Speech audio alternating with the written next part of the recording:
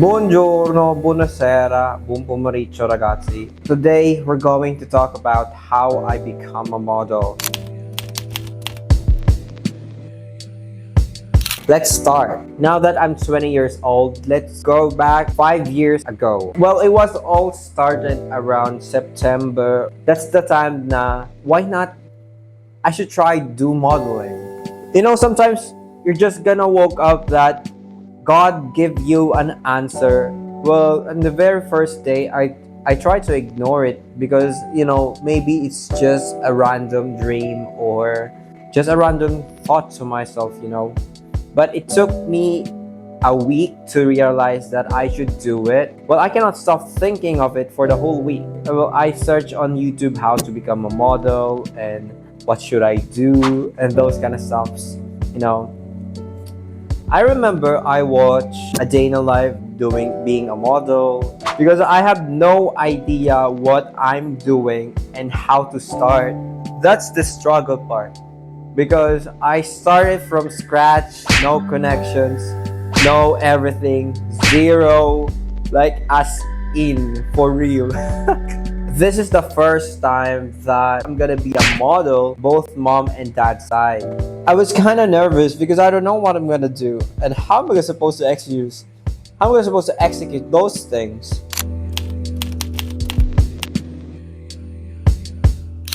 Then after a month, I keep writing a journal, you know. How am I supposed to do this thing? Those kind of stuff. So I try to search on Facebook now that modeling agencies, what needs to be done to be a model. So from what I base on YouTube, I should get agency and pass my set card, which indicates the height, weight, and current experience and those kind of stuffs. Since it was my first time, you know, overwhelmed that I should not tell it to people and to my cousins because they think that it's just my, what is that called? We're gonna pass time. I'm gonna move on after 3 months or 4 months of this. After that, I started to create my set card. Then I started to list all of the agencies that I can possibly put. So, I started to send through email lahat ng agencies in the Philippines, ganyan. Being 5'7" in the Philippines and going to an agency, those kind of things, to become a model is difficult. Like, what the fuck? How am I supposed to do it? How am I supposed to be a model? Like, that time, I'm gonna send this to the agency through email. So, lahat ng agencies in the Philippines, I sent them all through emails. Well, after I sent all of the emails through all of the agencies, I was overthinking what was gonna happen and those kind of stuff. But I saw on YouTube that I should do workshops since I don't have any experience how to do posts, how to do walk, and those kind of things. So that's my second challenge to me. How am I supposed to execute this? At the same time, doing workshop is expensive and I don't have money to get those things. And I haven't told it to all of my family sides because, you know, they'll try to mock me, tease me because I'm gonna be a model, blah, blah, blah. Well, I was a bit timid that time, especially if you're first time. Siyempre, asa rin kanila, ganyan. You wanna be a model, blah, blah, blah. And yeah. It was not an agency, but I messaged this specific page. Well, I don't know that time that they're accommodating like commercial modeling, like acting. Yeah, I just signed up on that thing because they're accommodating model, the thing that I want on fashion, doing runway, those kind of stuff. I didn't know it was a commercial modeling that they're gonna do workshops like happy. Ito lang ha. Ayoko lang sa modeling, guys, is yung mag-workshop ka na mag-yes acting. By the way, yes acting pala, guys, is like for example, aside sa set card, you need a VTR like yes acting. So, for example, ang yes acting is happy. Yes. Yes, happy ka dapat. Tapos sabihin mo, yes. If sad, yeah, ganon, sad na yes. If angry naman, angry na yes. Ganon. Basta gets nyo na ako. Then fast forward, I thought it's just a modeling practice, posing, runway. I thought it's on a runway workshop. Didn't know that it's a commercial modeling workshop. Not until I sign up. So I have no choice just to do it. Well, just to do it, like, wala na nakapagbayad na and those stuffs. Well, after that, napasubo na lang ako siguro. Kaya, I took the workshop. Then, during those workshop, it's so awkward. Like, for real, like, papaiyakin ka, bibigyan ka ng dialogue, and mag-ad-lib ka. And that was the most embarrassing that I did to my life, you know? Kasi, alam mo, lahat sila umiiyak. Siyempre, kailangan umiyak ka. Akong tarantado, hindi ako umiiyak. Siyempre, matatawa ako noon nung umiiyak sila. Like, grabe yung iyak nila. Tapos yung humahagol. Ganyan.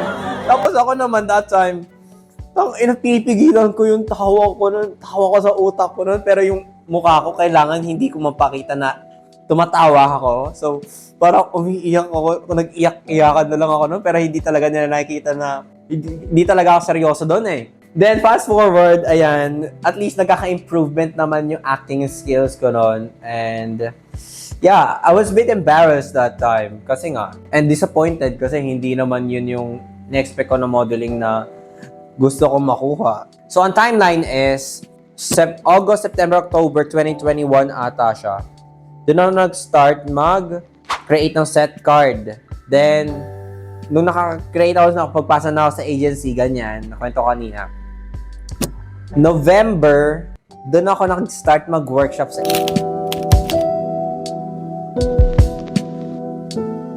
So, December, may nakilala sila na fashion friend ata niya yung director ng fashion show. So, ako naman, tangina, ito na yon. Kasi nga, dun talaga ako maglaland. Kasi ayun yung gusto ko eh. Ayun yung forte ko. Di ko naman alam na commercial pala yung napasok ko. So, ayun. So, nagpa-casting sila nun. Alala ko na sa studio kami ng ABE nun. Nagpa-casting sila. Then, nung nagpa-casting sila for this one is they're gonna take 20 scholars for fashion show. So, fashion show plus workshop. So, hindi ka na magbabayad ng workshop kapag nakuha ka ro sa scholarship. Nag-casting. So, nag-audition ako noon doon sa studio ng ABE. Then, ang malalaman daw ang result and final casting daw, January next year, 2022. Ayun na. Puta, ina. So, fast forward, January na. Ito pa nga yung poster ng casting ng fashion show noon. Ayan. Yan mo, 2022. Yan, Philippine Fashion Summit 2022. So, ako noon, tangina. Shit! This is it! This is me! This is my time! So, January 29 to 30 yung audition for getting a scholarship on this fashion show. So, I started to build up my Instagram now, that time. So, tingnan mo yung Instagram ko noon that time. I only have 326 followers. 3 pictures, me on the resort. And that's my set card. Na-reschedule pala ng February 12. Ito, sa story ko. Screenshot ko na rin. February 12 na-reschedule yung final casting sa fashion show. Shit, ang dami namin yan. Ito pa kami, oh. Ayan, oh. There's a lot of people. That's the time that I met Nancy, yung best friend ko ngayon. So, ayan. So, puta kayo na. That time, yung OOTD pala niyan, nung nag-casting kami nun, black shirt, black jeans, and boots. So, wala akong boots nun. So, bumili pa ako sa SM noon around 6K na GB boots. And until now, it's in here. Here, this boots. Yeah. So, binili ko siya sa SM. GB yung tatak niya. nagpapacasting sila nun is ginawa is nagpasample sila. So, ang dami namin nun. We're around 70 models kami nun that time and 20 ang scholars. Scholars for workshop, then around June or July ata is fashion show. So for the whole 4 months, workshop kayo before the fashion show. So, ayan na. So, ang ginawa namin nun is walk, then posing, personal development. Oo, yung personal development is, ayun yung kailangan presentable ka, marunong ka mag-makeup sarili mo, and how you groom yourself, present yourself overall. It's not just about walking, it's not just about doing the posing. You just need to present yourself. For example, there is no makeup artist and stylist. You know how to present yourself. So this is my picture. Wait, I have pictures of that. Oh, here. This is my picture. So that time I was so lucky because I got top 3 sa pinaka-highest na male model na nakuha as a scholar. Yan. Oh shit. Yeah, there. So after that,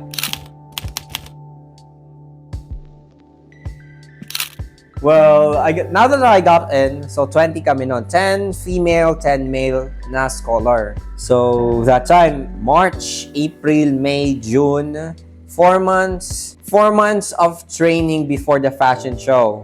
Then that time, I remember, here are the samples that we do. And during those workshop, there is this thing na manager, na naging manager ko ngayon, si Sir Den. He just messaged me through Messenger na if I want to be a model, specific brand of clothing. This is the picture. So, syempre, of course, that time, it's just an X deal. I'm just gonna get clothes and, ayun, experience and portfolio building up. This is the first time and first shoot that I had. Like, yung first time ko niyan, like, all of the people in my family knew about this thing. So it was a big deal to me and big deal to my family. Like, shit, here is a model na talaga, literally. Like, those kind of thinking. Of course, syempre, first time. People keep looking to my feed and messaging me that I'm model now. And yeah, that was funny, happy, and overwhelming. Then fast forward, this is me. So this is my manager ngayon that time. And suot ko pa pala yung damit. Oh, what the fuck? Suot ko pa yung damit doon. Suot ko pa yung damit 5 years ago. It's meant to be to tell this story to you all guys. So April, we're starting to have na shooting, pre-shoot for the fashion show. And that time, I was kind of starting to build my confidence because I know people now. And that time, I know Sir Den, who is the director of that show. So he's the one who got me in different projects until now. And so, ayun na. Napo-full na yung schedule ko because I have workshops and I got gig. And that time, I remember, so Miss Paula, the designer, saw me to Sir Dan. So, on the pictures, feeds that she posting on the Move On. Yung Move On na first project ko. She wanted me to become a model and Ate Ayu, this one, to become model on her project. So ako, puta na, this is my second time. Lord, thank you so much. Like, ang layo na lang narating ko. Like, becoming a scholar pa lang noon that time. I saved lots of money and ang layo na lang narating ko. Fast forward, this is our picture. I have that picture there. So, yeah. So, during those time, doon ko nakilala sa Miss Paula. She's a designer and she is the one who started to call me Greek God. That's why my name now is Greek God Pierre. That's how it all started. And that time, my hair is ginger. Well, lots of people loved my hair, especially na ginger siya. Then fast forward, I knew some friends. So these friends told me that there's a casting on this on that, and I build new friends na, and they're telling me through IG if there is a casting. So connections, in short. They gave me lots of castings. So especially Bench. So Bench, and also multiple castings. Some of them I didn't know what's the name of it. So ako yung pinakabata actually, especially on the modeling industry. That time I was just 16. I know, 16. 15 ako nun eh. So nag-birthday ako, 16.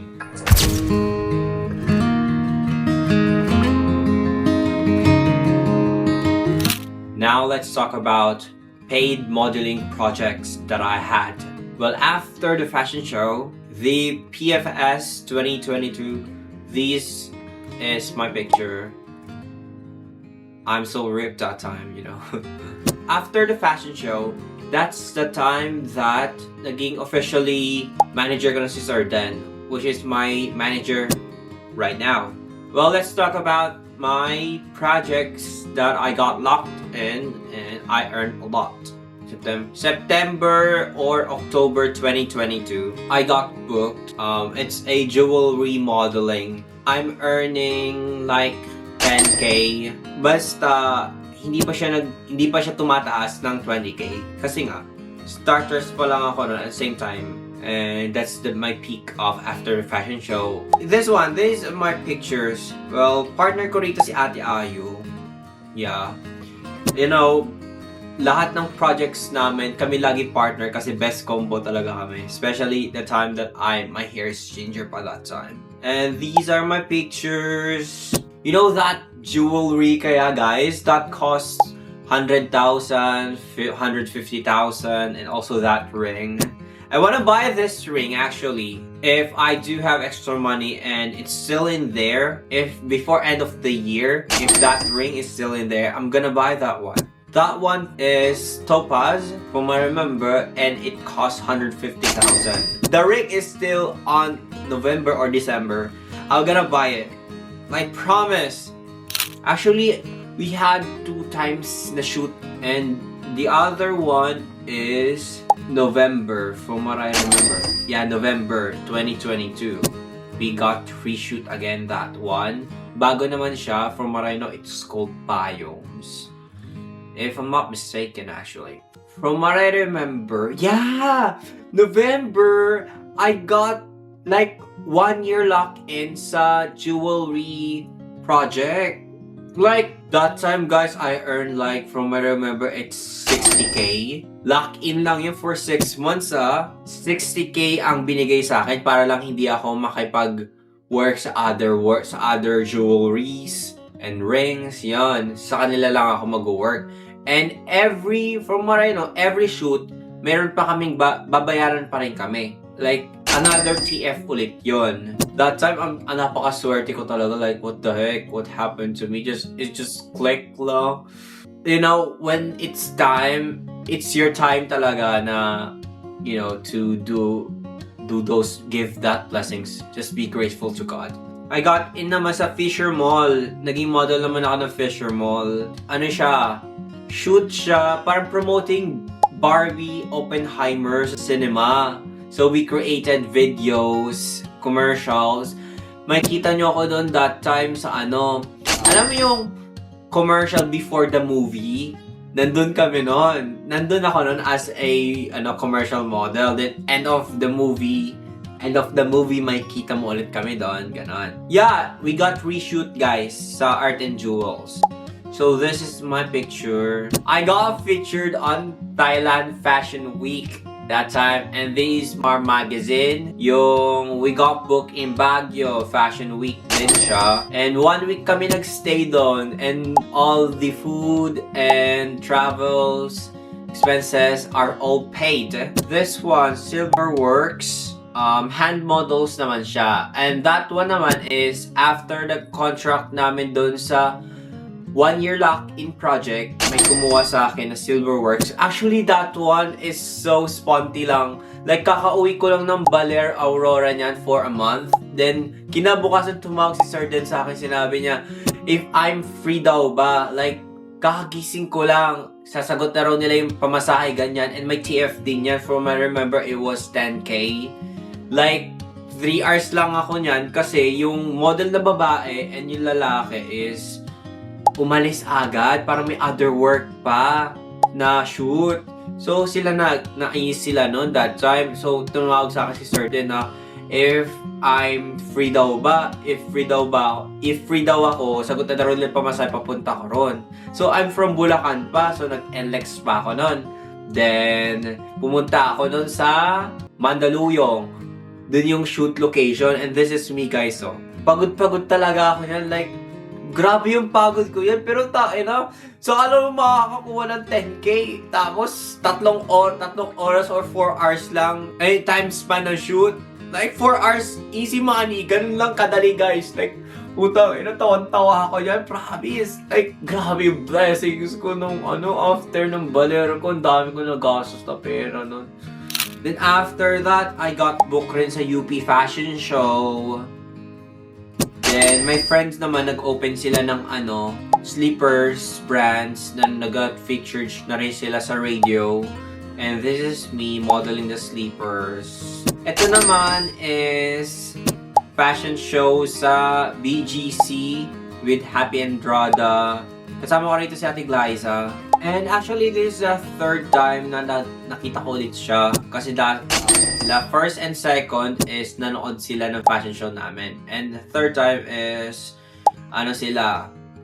naging model na din siya. And, fun fact, Ate Glyza and my mom's family side are related. Here. Well, I haven't told it to Ate Glyza kasi nga, syempre nakakahiya. Ba't ka naman sabihin na parang it's too it's not awkward, but it's trying hard, guys. It's trying hard to say to her that we're related. That's why I didn't tell to her that we're related, guys, on my mom's side. Maybe soon, if we get close enough to say it well, pag close na kami, pag super close na kami, baka dun ko siya sabihin. Pero pag random lang na lagi kami nakikita sa work, hindi ko siya sasabihin. Like, ang weird nun. Nag-work rin pala ako na hand model tsaka body parts model. In the morning yun from around 10K lang din yun So, umattend kami ng fashion show. So, syempre, pak na pak yung mukha ko. Like, ready to go na. Ito yung picture ko nun. Ayan. Tapos, umattend ako fashion show. Manonood lang dapat ako. Nakita ko ni Miss Happy. Fashion designer siya. So, that time, akala ko manonood lang ako nun. Pero hindi na. Parang sinabi niya sa akin na, Pierre, you're so nice and also your makeup. So, do you wanna be a model as well? Para hindi sayang yung makeup mo. So, ayun. Another TF yun. And also, naging model ako. Then, putang ina, paldo-paldo ko na isang araw. Like, easy money. Ganon kadali. Also, may diarrhea rin pala ako, guys. Ayan. So, na-featured na rin ako sa mga news. Yan, sa newspaper. And, ayun lang. Grabe lang talaga yung yung narating ko na. And also, hindi ko na rin binibilang yung mga castings and anong work yon. Kaya minsan kapag tinatanong ako anong previous work ko, tinitignan ko yung profile ko kasi doon ko nilalagay yun, especially sa mga highlights, ganyan. Kasi hindi ko na matandaan, ang dami na nila. Ganun na kapag yung alam mo yung marami ka ng work sa modeling.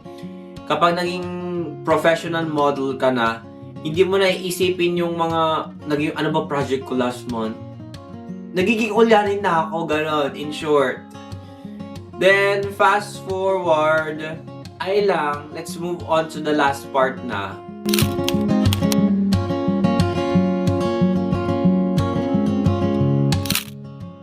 So, yung last part is tips lang siya and also how you will gonna start from scratch. Kasi dun ako nag-start like no one helped me. No one helped me to build this career, and just like what I said on the earliest video that I'm the first model and the fanciest cousins that they're gonna know. And also, naging part din kasi yung pagiging bakla ko. Maybe because my being gay is the one that pushed me to be a model, and being gay is the one who helped me to become who I am after I become out. God meant for me to do this because He has a path for me. Because I know that in the future, I will be a successful influencer, and this is what God's made me to do, to influence people in a good way. Yeah, it's my calling. Like, I love doing videos, editing videos, and for now, people doesn't know me yet, but I know either next month or next year, people gonna know me and know my life story. My future self is seeing this. You made it. I know you always made it because you've been dreaming it. God is showing to you in your dreams what your life will gonna be. But back to the topic, the tips that I'm gonna give to people is, if you want to become a model, well, first build yourself, invest to yourself, to your face, to your body, because your body is your investment.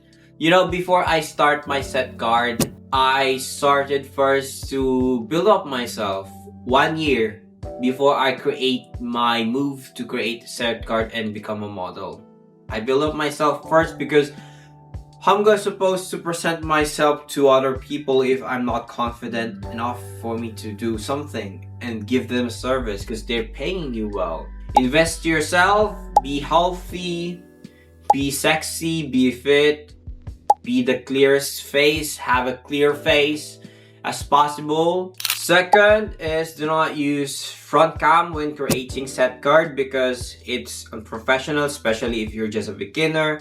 Third is, do not wear too much makeup if you're creating a set card, guys, because the casters want you to see like bare face. That's what they want to see, guys. And also on doing castings, do not wear too much makeup. As long as possible, do not wear makeup, just sunscreen lang, guys. Or tinted sunscreen is enough, but I recommend and suggest is do not wear makeup, just sunscreen, guys. And I always encourage the people that invest to their face rather than invest to their makeup, because if you have a clear and nice face, you're not gonna need any makeup just to be pretty and called gorgeous, guys. Is be aware to all of the people who is a pervert and weirdo, because maraming mga manyak sa modeling industry like photographers, fashion designers. Well, hindi naman ako na manyak, or I'm glad na hindi ko na-experience in these things, but from people that I knew, some of them experienced these things, so be careful on this thing. So if, for example, they booked you on a project and pwede ka magsama ng isa, and also pwede ka magsama ng isa sa mga project para may bantay ka, and if they refuse, guys, na hindi ka pwede magsama, it's a red flag. And also kailang dalawa, that's a real red flag, guys. So be careful in those things. And if you feel uncomfortable, just tell to them or tell to your friends, people. Just, mararamdaman mo naman yun if minamanyak ka or hindi. Well, trust your gut feels, guys. Your gut feels tells you what you need to do. Last is trust yourself, trust the process, and if this modeling thing is for you, you're gonna get it no matter what time or how many months you do it, you're gonna get it, guys. Just create a nice portfolio through Facebook or through your Facebook feed or also on Instagram. Just use a proper name naman, guys. And also, well, I encourage you to not share anything like not relevant to your modeling career on your social media, guys. Because if you're going to view my Instagram, especially my Facebook, I don't really share anything like not relevant on my modeling except my travel, my vlogs, and stuff. If it's not necessary and it's not related on modeling or to your lifestyle, do not share it, guys, to your portfolio if you're using your Facebook or your social media in general as a model portfolio. Guys, don't share anything. Just focus on creating portfolios, or if you're creating videos or anything, something like people and the casters will gonna know you if they're going to stalk your social media. And lastly, last na, before you start this modeling career, you need patience, and also ask yourself if this thing is for you, because you have a long journey to start with. And third is ask yourself if this thing is your modeling thing is just a phase or just to seek validation to people, because it ain't gonna work. If you're not meant to be a model, you're not gonna be a model. Modeling is for everyone, but not every people is meant to be a model. Yeah. So ayun lang naman. So if you wanna start this modeling career, do it. If this thing is for you, you're gonna feel it just like what I felt. Ganun lang. Yeah, just be yourself. Okay, be yourself. And my tip, always remember my tip. And always remember my journey, how I started from scratch. Because you don't need any connection to start with something that you like. Build your own door if people doesn't want you to enter their life, guys. So if you wanna me to share something else on my life, curious on my life, just comment down there and follow me on Instagram or Facebook or TikTok. If you wanna be a model, do it, be a model. And just remember all my tips and my story, how I become on this. You don't need any connections to become a model. You can start from scratch, ha? Just take note all the things that I said. Ayun lang. Ciao, ciao. Grazie mille. Good night.